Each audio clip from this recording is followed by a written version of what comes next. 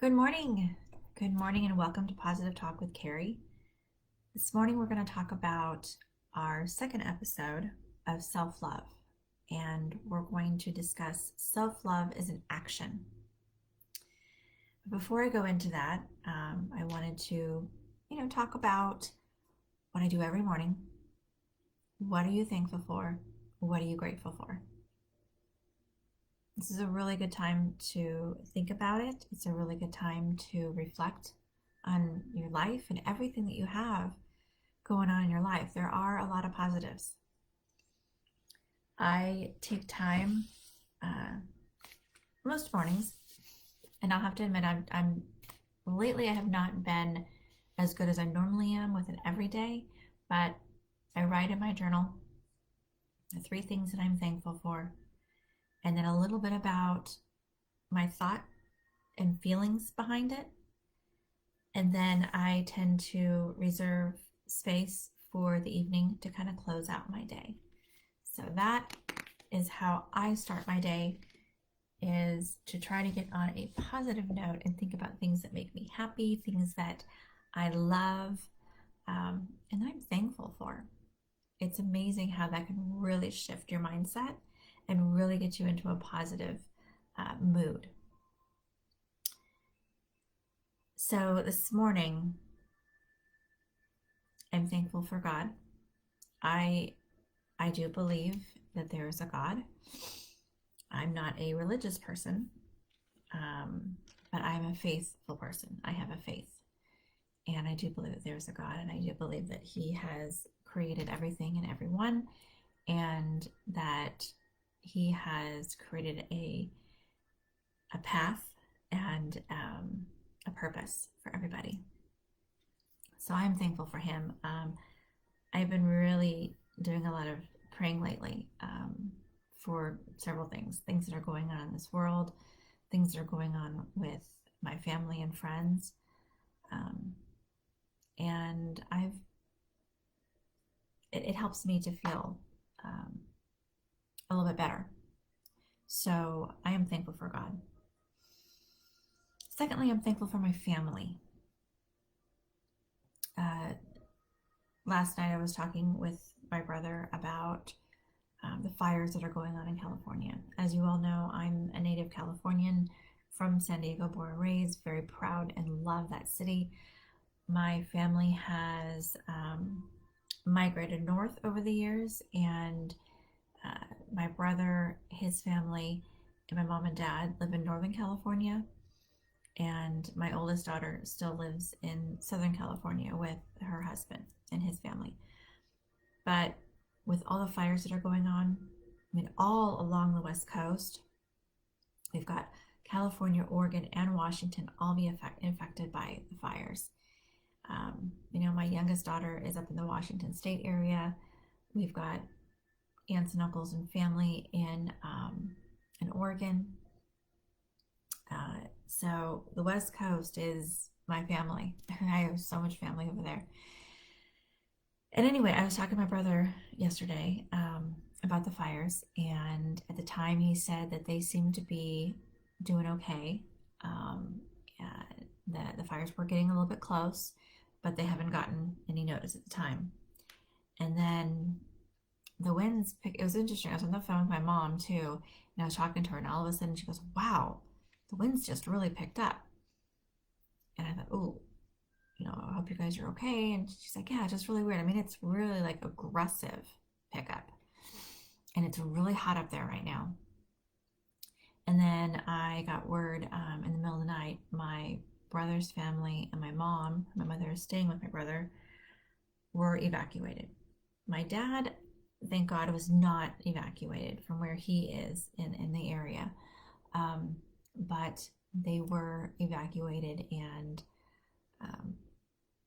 so my thoughts and prayers definitely go out to them during this time, and really trying to figure out what to do and where to go. I just hope and pray that they can stay safe, which I know my brother is very smart. My sister works for the sheriff's department, so they are getting information on what is going on and safe places to be. So, but I am thankful for my family. I am very thankful for them. They are amazing, and I love every single one of them. The third thing I'm thankful for is coffee. I'm thankful for coffee, and the reason I'm thankful for coffee is because I had a hard time sleeping last night. My thoughts were going, and I could not shut them up. And so I am really in need of my caffeine this morning, but it tastes really, really good. This new Jazzy Java that Ben picked up was a good choice. It's very nice and jazzy. So those are the three things I'm thankful for. I'm thankful for God, I'm thankful for family, and I'm thankful for coffee. So what are you thankful for this morning? When you woke up this morning, what were your thoughts? What is something that makes you happy and gives you joy? Please share. All right, let's go into our daily message. So we are going to talk more about self-love. Yesterday we discussed you are beautiful, and we talked about the description of self-love and how self-love has nothing to do with anyone or anything around us. It has everything to do with us. And we can gain self-love. Absolutely. And I'm going to move my chair real quick because I'm noticing I'm in a really weird position. So bear with me while I move over just slightly. Okay. So, oops. Let's see what happens when I move. Come on. Get the sweet spot, right? Oh, come on.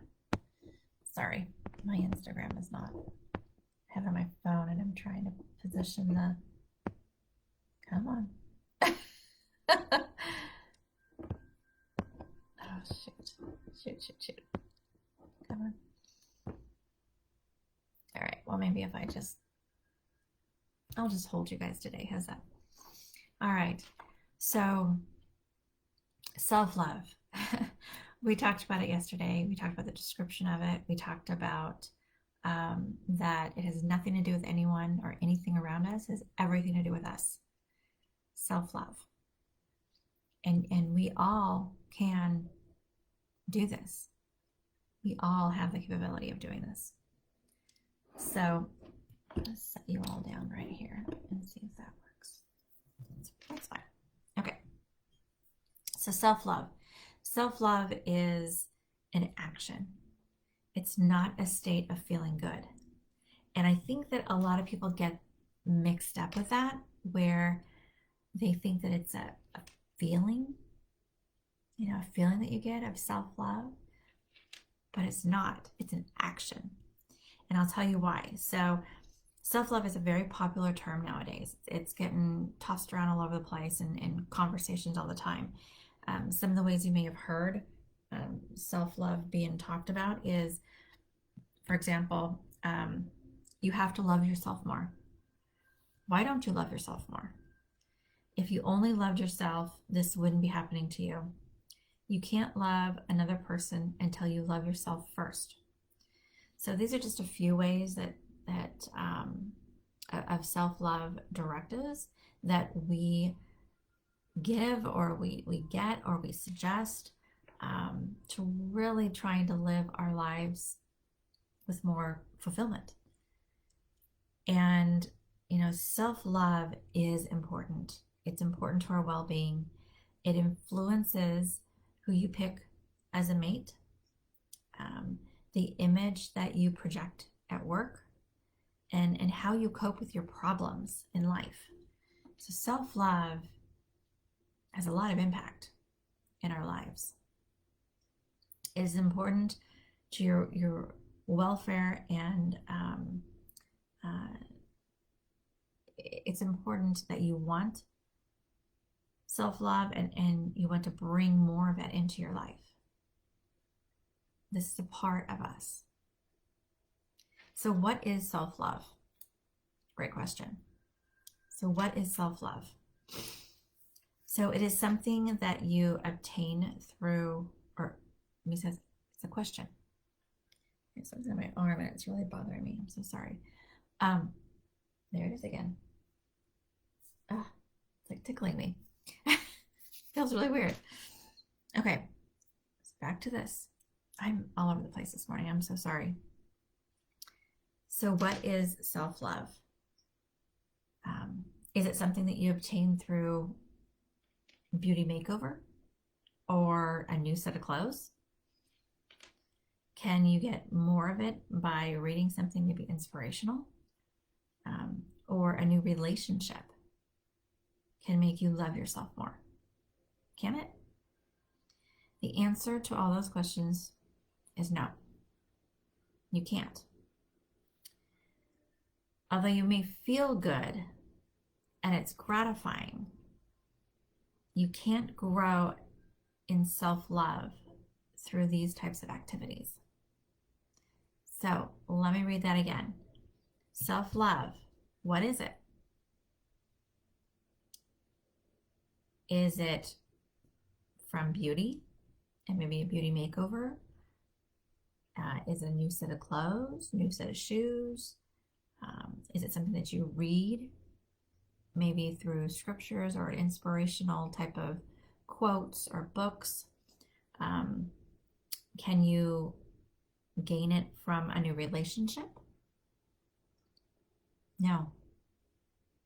As I mentioned, self-love has nothing to do with anyone or anything around you. It has everything to do with yourself. That's why it's called self-love. But it's loving who you are. So self-love is not simply a state of feeling good.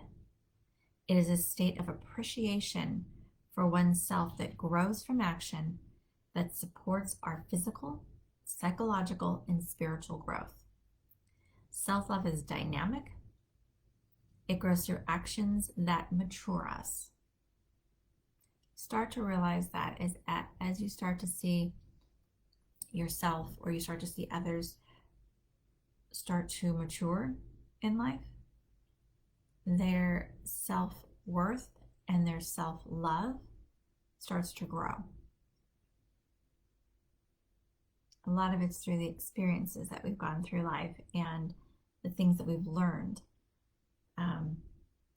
When we act in ways that expand self-love in us, we begin to accept our weaknesses as well as our strengths.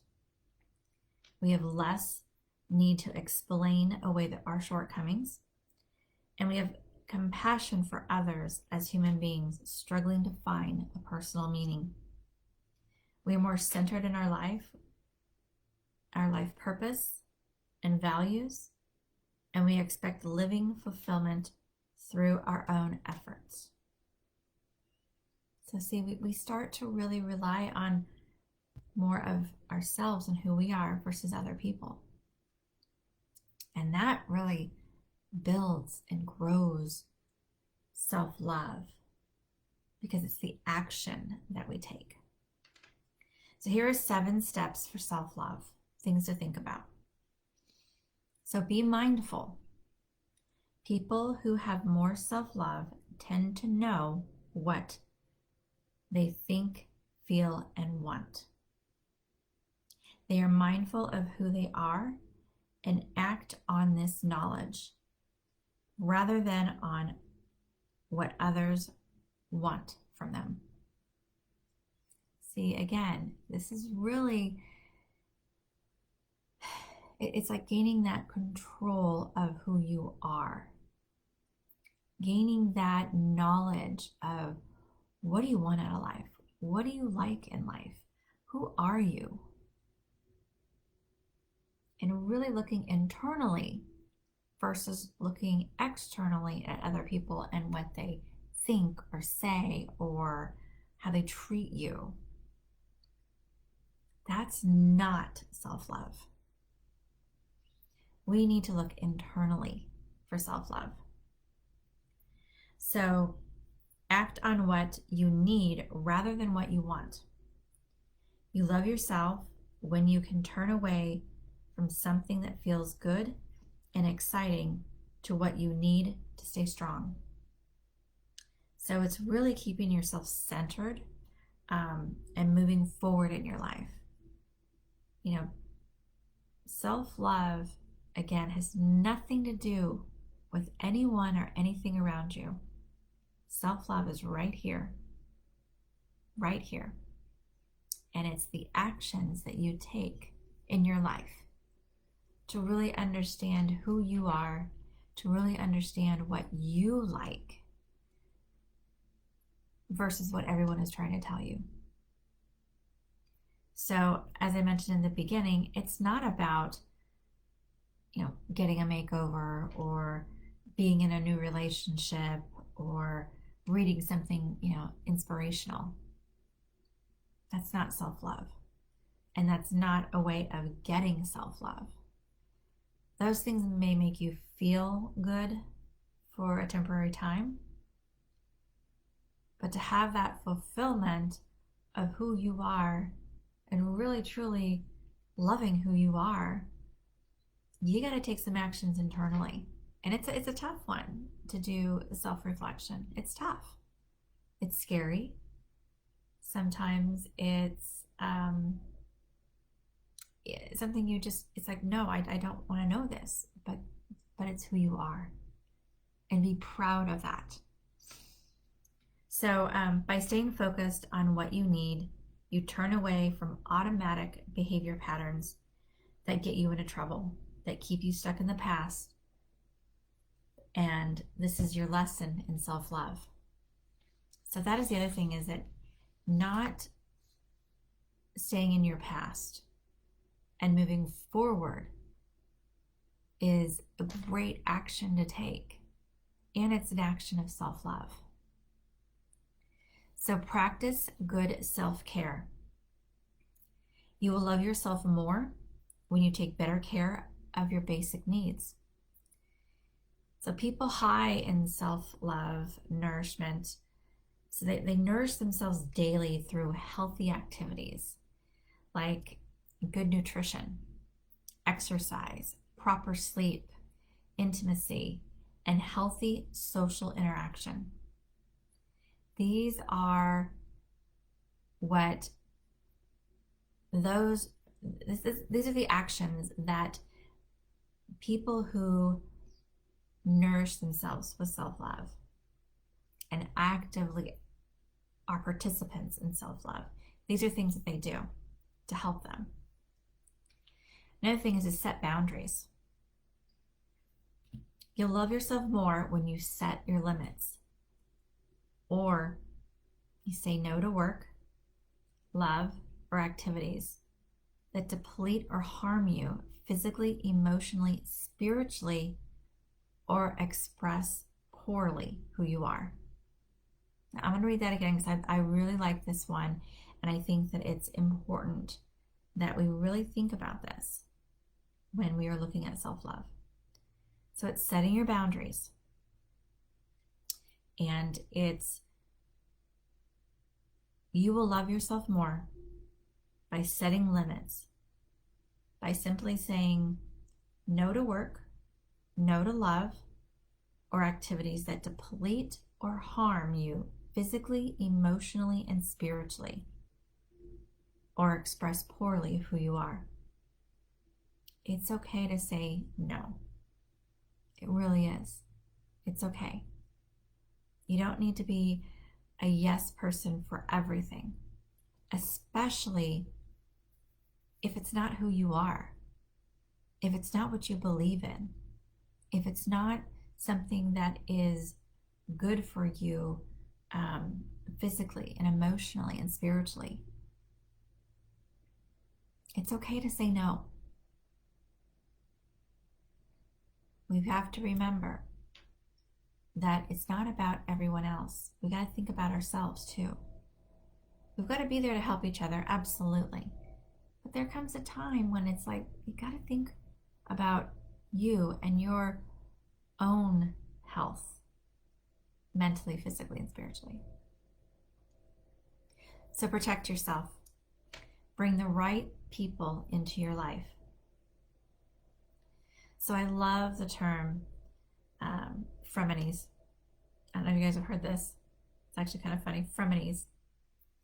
This is what I've learned from the younger generation. It's a term, I guess, that's been tossed around. So it describes so well the type of friends who take pleasure in your pain and loss rather than your happiness or success. So my suggestion is that you get rid of them. There isn't enough time in your life to waste on people who want to take away your shine on your face. And you need to say, I genuinely love myself and life. You will love and respect yourself more. This is a tough one for some people. I look at it this way.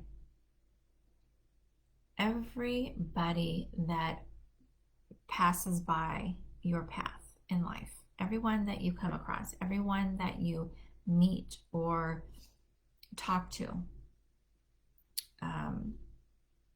there is a purpose, absolutely. But everybody that you talk to, everybody that you meet,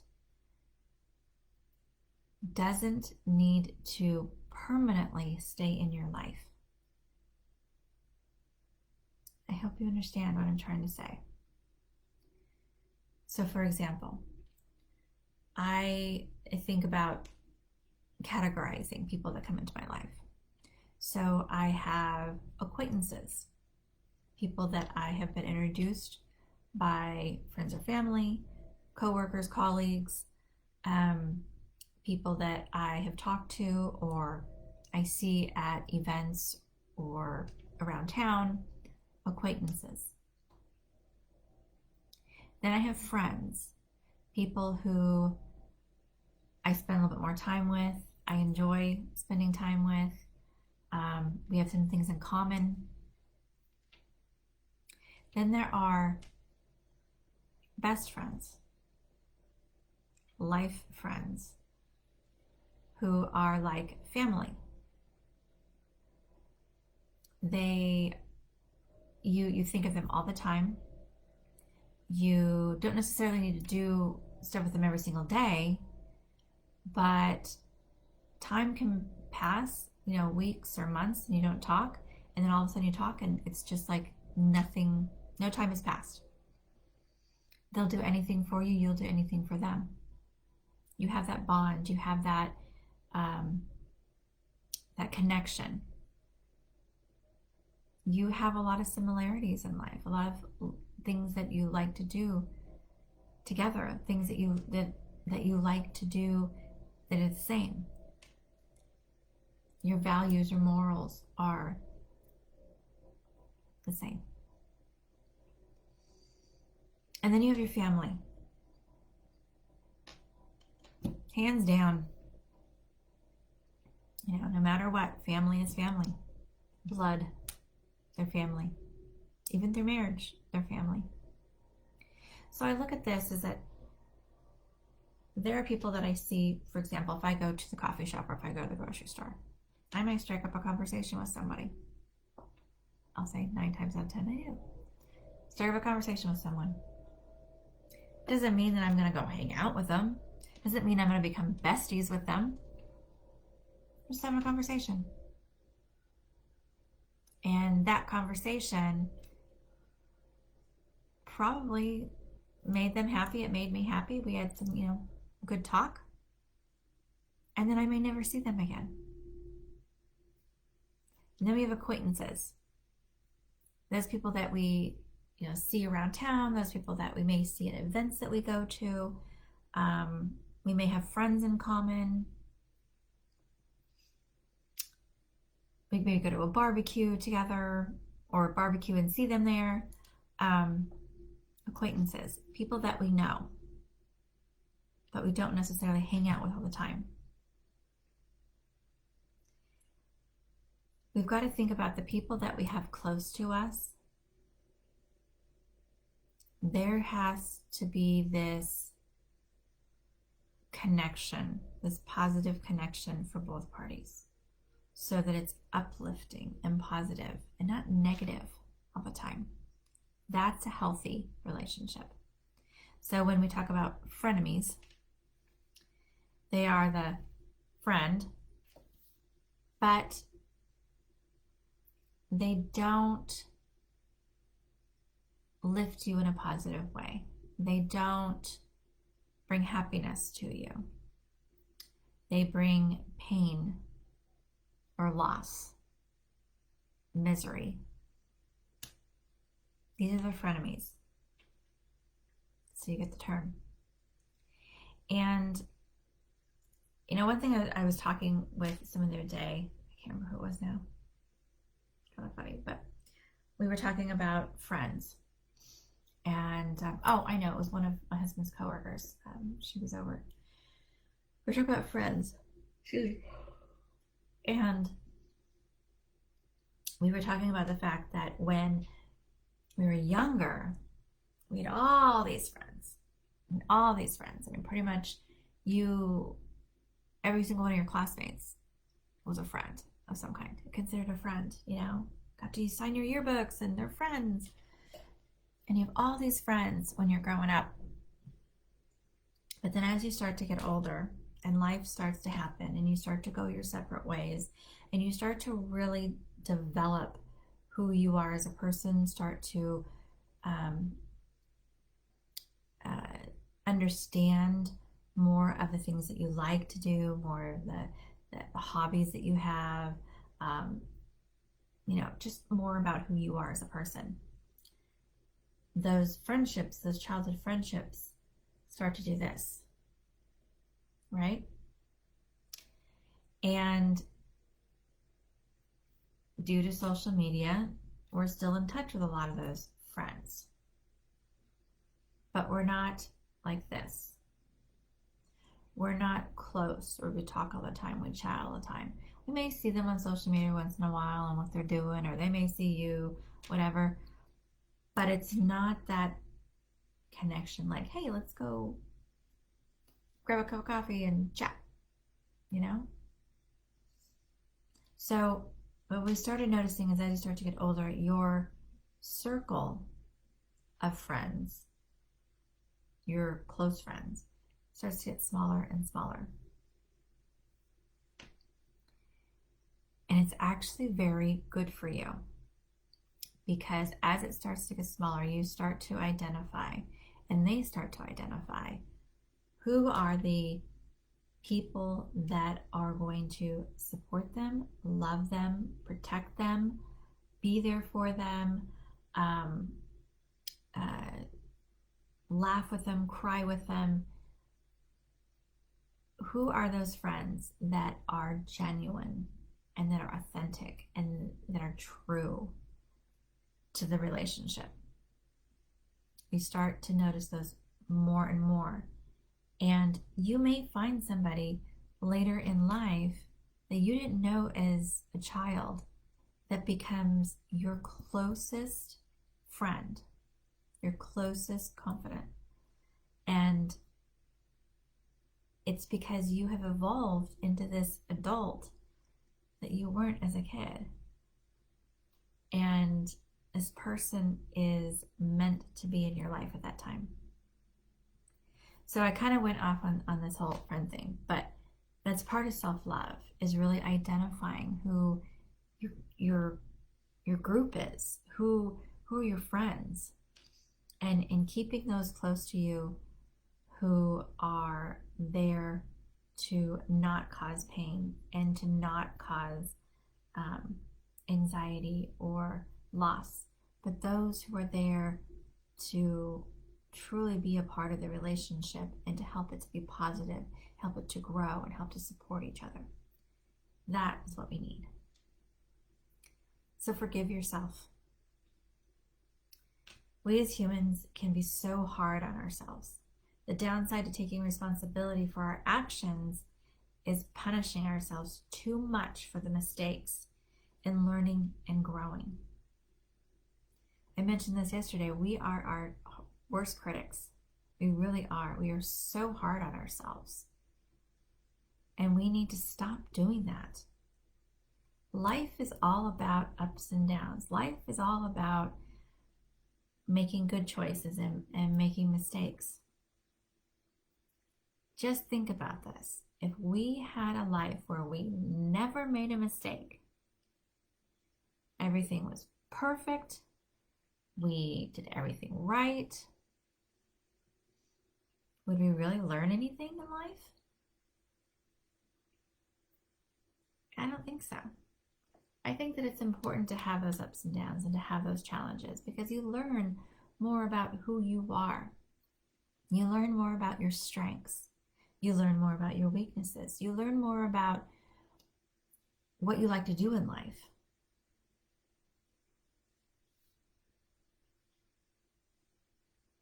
You have to accept your humanness. The fact that you are not perfect before you can truly love yourself. Practice being less hard on yourself when you make mistakes. So remember, there are no failures. If you've learned and grown from your mistakes, there's only lessons learned. Live intentionally. You will accept and love yourself more, whatever is happening in your life, when you live with purpose and design. Your purpose doesn't have to be a crystal clear path for you. If your intention is to live a meaningful and healthy life, you will make decisions that support this intention and feel good about yourself when you succeed in this purpose. You will love yourself more if you see yourself accomplishing what you set out to do. And you need to establish your living intentions to do this. So live intentionally. That's another way of developing self-love, through those actions. So if you choose just one or two of these self-love actions to work on, you will begin to accept and love yourself more. Just imagine how much you'll appreciate you when you exercise these 7 steps of self-love. It is true that you can only love a person as much as you love yourself. If you exercise all these actions of self-love that we just talked about, you will allow and encourage others to express themselves in the same way. It's a way of lead by example. And it's amazing that when you start to work on and start to do these steps of self-love, how through that example, others will follow and others will want. They'll want to do what you're doing. They'll want the action. They'll want to be a part of it.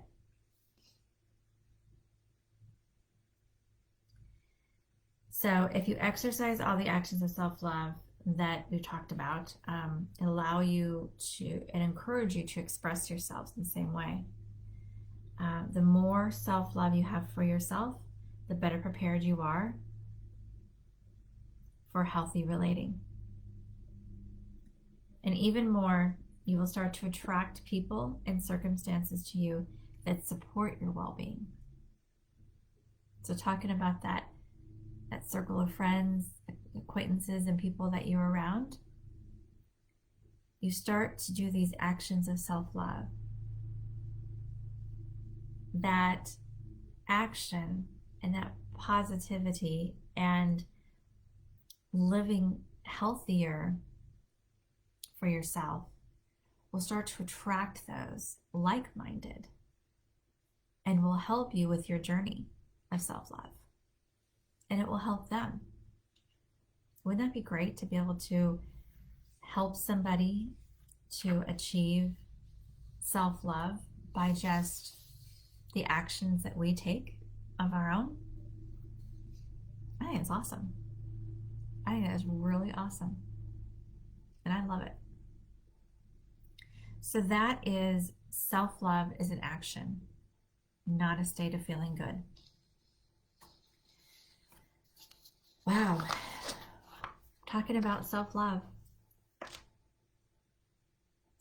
So tomorrow we're going to go more into why is it important?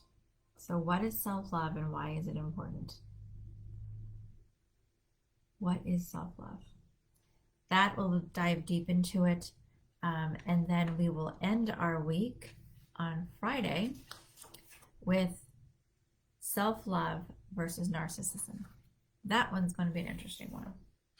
Just letting you know. As I was preparing it, I was like, wow, it's deep, but it's good. So, how are we all doing out there today? It's Wednesday. We're in the middle of the week.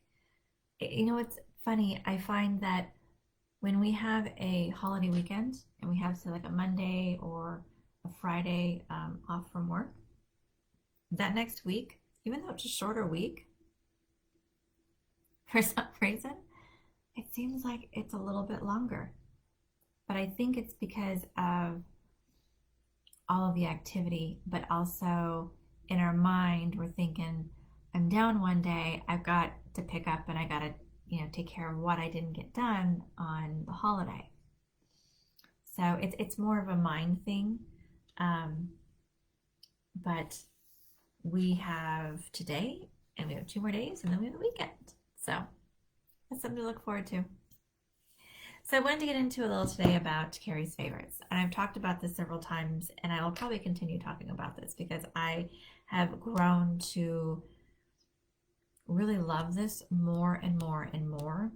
And what I'm referring to is I'm referring to essential oils and aromatherapy. Really have reaped the benefits of essential oils and starting to blend oils for massage. As you start to get older, I'm 47 years old, starting to get older. I've noticed that my hands, from typing and from using them, they start to get sore in the evenings. So I have started to create, I've created a massage blend and mixed it with a lotion and began to use it at night. I also have a CBD lotion that I use as well. So that's why I use the CBD lotion, and then I use a little bit of my essential oils, and I'll start to massage it in, and it helps. It really helps with the tightness. It helps with the soreness. Helps to relax. So there are some key essential oils that I am just in love with, absolutely in love with. And I found them through this book. I got this book at Barnes and Nobles. I actually picked it up because I was interested. I have a friend that she lives in Florida, and she is a firm believer. She has been using essential oils for years, and had ventured into CBD and hemp, and she's really started using them to help herself, help her husband, and her son. Her son has attention deficit disorder, and being able to help him concentrate has been kind of her life goal, and she has been able to really help him with essential oils and different like CBD oil, things like that. But essential oils are what I started getting into, and my favorites are lavender, jasmine, eucalyptus, and lemon. I love, love, love those. Right now I keep doing this because I have a lavender lotion that I love. I love the texture of it, but I added a little bit of lavender oil to it to give it a little bit more of a pop as far as the scent, and I love it. So it helps me to kind of slow down, be able to really collect my thoughts. It also helps me with it's an anti-inflammatory as well. So that's another thing, is I use it on my hands. I use it on my legs and my feet at night so that I don't get that restless leg syndrome and have a hard time sleeping. The other one is jasmine. I like jasmine. It's a very beautiful, beautiful scent. The jasmine flower was actually one of my grandmother's favorites. And it's just such a beautiful blossom. But this helps with depression, scars, and stretch marks. The oil does. And eucalyptus. This one, oh my gosh. You know, being born and raised in San Diego, we had eucalyptus trees everywhere. And the one thing as a child that I remember learning about eucalyptus is don't be near a eucalyptus tree when a fire erupts. If there's a brush fire and it's going toward the eucalyptus tree, get away. Well, it's a fire, first of all, but get away, because what happens is the fire will start to heat up the trunk of the eucalyptus tree, and it will start to expand a little bit, and then potentially, and this has happened, not every single time, but it has happened, the tree will actually explode.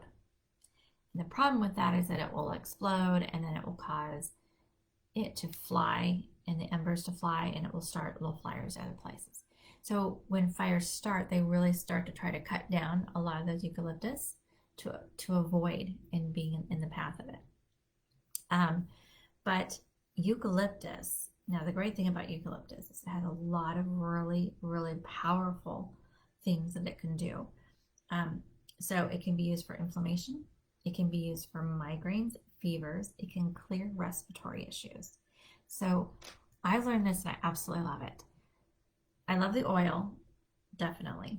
And I've used it as, in a mixture, and I've used it to rub on my temples and in the back of my neck, and it helps with headaches. But I love this. So if you clip the eucalyptus branches off, okay, and you get them for, I don't know, probably about like this big, or long, I should say, collect them all together, get a bushel of the eucalyptus, tie them up, put them in your bathroom, in your shower area, or in your bathtub area, wherever, when you go in and you take a shower, you take a bath, wherever the steam starts to develop, that's where you want the eucalyptus to be. Also, if you put it at the shower head in your shower and let it hang down, the steam from the water, but also the water itself, will start to flow on the eucalyptus.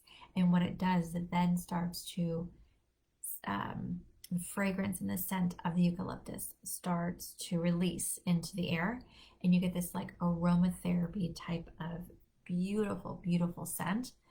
It's very relaxing, and it's also really good for respiratory. So it helps to kind of clear. You have a cold, a head cold, go into the shower, have that eucalyptus there, and it really will help to clear all of that. Lemon is another one that I really like. Lemon. I love the fresh smell of lemons. I love to taste lemons too. I know when my kids were little, we used to play that little joke that every parent does, I'm sure that everybody does this, where you put like a cracker, then you put like a lemon, and then you put a cracker and then a lemon on a coffee table, and as they start to walk, they'll pick up the cracker and they'll eat it, and they'll pick up the lemon, but they'll continue to go around. It's fun as parents to do that. But what's really funny is that my youngest developed a love for the taste of lemons. She loved lemons. She would literally sit there and ask for lemons, and she would just, oh, so tart, but she would just eat them. And we had to stop her from eating too many lemons because the acid from the lemon was not good for her enamel. And so we had to, you have to sparingly eat lemons here and there, but not all together. So anyway, I love lemon. And lemon is good for migraines and headaches, fever, insect bites, and arthritis. So isn't that great? you've got these essential oil opportunities to really help out with things in your life. And I'm not saying to totally get away from medications, doctors. No, absolutely not. They have a purpose for sure. Essential oils can help you with minor things, to be able to help, like for example, when you get like a minor burn, and being able to take lavender and use it, that can help. Now, if you get a major burn, like a 2nd or 3rd degree burn, go to the doctor. Definitely. But these are like minor things that you get a headache, you start to just develop the beginning stages of a headache. That's when you can use lemon, or I start to use eucalyptus. It's just in the air. I use it in my diffuser. And then, of course, I also take aspirin because I don't want it to turn into a migraine. And then I also, caffeine helps out as well. So you can use essential oils with things to help you. And as I said, it's the minor stages of things, the beginning stages of things to help you. Now, when it starts to develop and get worse, you may need to go to the doctor. So doctors, nurses, first responders, absolutely admire, respect them totally. They have amazing jobs, and medications and science is absolutely amazing. But I do like my essential oils to be able to help create a beautiful environment. Funny story. So my husband was just in here before I started on my live, and he made the comment. He goes, "Oh, it always smells so nice in here." Well, I've got my rose water and lavender in my diffuser behind me. And he goes, "Yeah, but he has candles in his room. He uses like pumpkin spice, and there's a warm leather fragrance or something like that." And he said, "I really like how it smells in here." I'm like, "I know, it's very calming. It's very just relaxing. And it helps me to be able to work better when I'm relaxed." So that's another reason why I use it, because I it helps me. So I love the fact that he loved what I was doing in my diffuser. He even said, "I need one of those in my room." It's like, "Sure, we'll get you one." Absolutely. Absolutely. So, well, that is my talk for today. I hope that I was able to bring some positive things to your life, and I hope that I was able to trigger a few positive thoughts and feelings.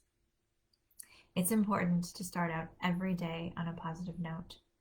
So remember, wake up every morning and think of at least one thing that you are thankful or grateful for.